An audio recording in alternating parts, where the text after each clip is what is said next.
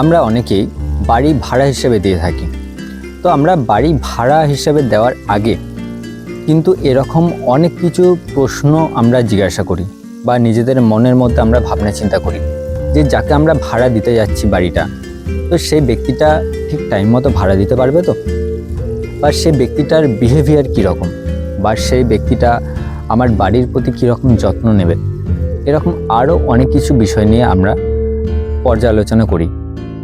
ঠিক একই রকমভাবে আমাদের মন নামক বাড়িতে এমন অনেক ব্যক্তিদের আমরা আশ্রয় দিয়ে থাকি।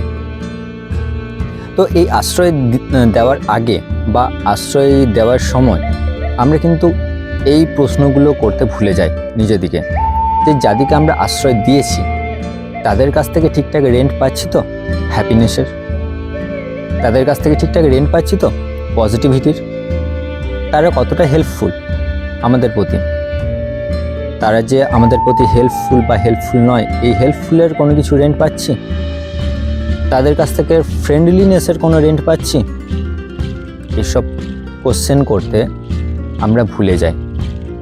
তো আমার মনে হয় যে আমাদের মন নামক বাড়িতে কাউকে আশ্রয় দেওয়ার আগে নিজেদিকে কিন্তু এরকম প্রশ্ন করে জিজ্ঞাসা করা দরকার, নিজেরা শিওর হওয়া দরকার যে এরকম রেন্ট আমরা তাদের কাছ থেকে পাচ্ছি নাকি।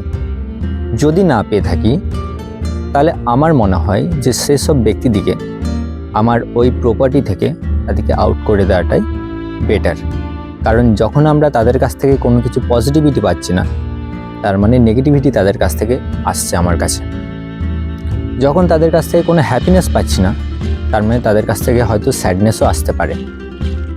তাই সবসময় পজিটিভ চিন্তাভাবনা করুন, একজন পজিটিভ ল্যান্ডলর্ড হন, তাহলে দেখবেন পজিটিভ চিন্তাভাবনা করলে সব কিছু আপনার সাথে পজিটিভ হবে। তাই পজিটিভ ভাবুন আর লাইফে হ্যাপি থাকুন।